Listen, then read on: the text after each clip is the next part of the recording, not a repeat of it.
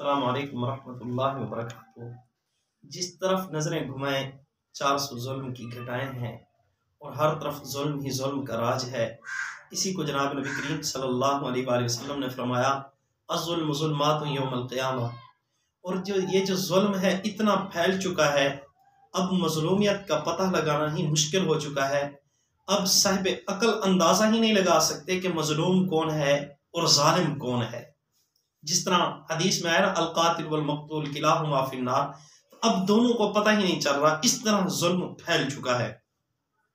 کچھ عرصہ سے ائمہ مساجد کو مظلوم بنا کر سوشل میڈیا کی زینت بنایا جا رہا ہے، حالانکہ مظلوموں کے اوپر مزید پردہ ڈالا جا رہا ہے اور حقیقت کے اوپر پردہ ڈال کر حقیقت کو چھپایا جا رہا ہے، اور جو آواز اٹھانے والے ہیں انہیں پتہ ہی نہیں ہے کہ مظلوم کون ہے۔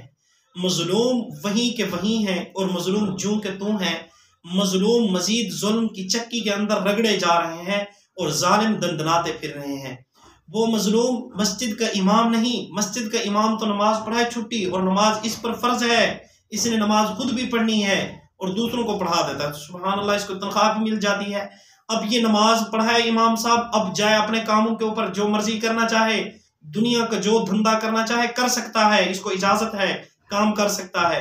لیکن وہ شخص جو اپنی خوشی غمی رشتہ داری تمام کو مجروح کر کے، تمام کو دفنا کر اس مگر مچھ کے ماتحت لگا ہوا ہے، جس مگر مچھ نے اس کو توکل علی اللہ کا درس دیا ہے، اور خود جو ہے وہ حرام خور جس کا پیٹ 50 کلو سے بڑھ کر ہے، اور وہ خود ظالم کھائی جا رہا ہے، اور مظلوموں کو کیا ہے مزید رگڑی جا رہا ہے۔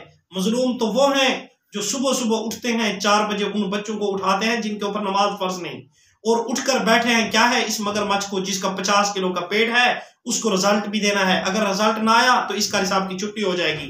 میری مراد یہ قاری صاحب ہیں جو اٹھتے ہیں صبح 4 بجے سے لے کر شام تک، رات گئے تک، عشاء کے بعد بھی پڑھاتے رہتے ہیں چھوٹے چھوٹے بچوں کو۔ اور ان قاریوں سے صرف میرا تعلق نہیں پڑا، آپ کو بھی تعلق پڑا ہوگا، ہم نے بھی اس لین کے اندر گئے تھے، اس لین کو جوائن کیا تھا، لیکن جب ہم نے دیکھا ہے کہ یہ مگر مچھ اس طرح کے ہیں جو کیا کہتے ہیں کسی کے خیر خواہ نہیں ہیں، صرف اپنے پیٹ کی پڑی ہوئی ہے، صرف اپنے کیا ہے ان کی نمبرداری کی پڑی ہوئی ہے، تو ہم نے اس لین کو ہی خرابات کہہ دیا ہے۔ داد دیتا ہوں ان اساتذہ کرام کو جو ان کے ماتحت لگ کر پڑھا رہے ہیں۔ میری مراد کوئی خاص نہیں ہے، میری مراد ہر وہ انسان ہے جو ان کاریوں کے اوپر ظلم کرتا ہے، اور کاری اپنی مظلومیت کو چھپائے ہوئے ہیں، کسی کے سامنے رکھتے ہی نہیں ہیں۔ اور یہی وہ انسان ہے جنہوں نے آپ کے بچوں کو بھی اور تمام انسانوں کے بچوں کو، جس نے بھی قرآن پاک پڑھنا سیکھا ہے تو ان قرآن حضرات نے سکھایا ہے، اور وہی مظلوم ہیں۔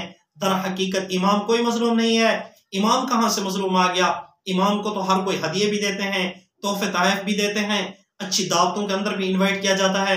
ان قاریوں کو اگر کہیں سے دعوت آ جائے تو ان کا جو مگر مچھ ہوتا ہے وہ نہ جائے تو اس کی تیوری چڑھ جاتی ہے، اور اگر اس سے کوئی اچھے سے مل لے تو اس کی کوشش ہوتی ہے ہاں اس کے تعلقات بن گئے ہیں، اس کی چھٹی کروا دیتا ہے۔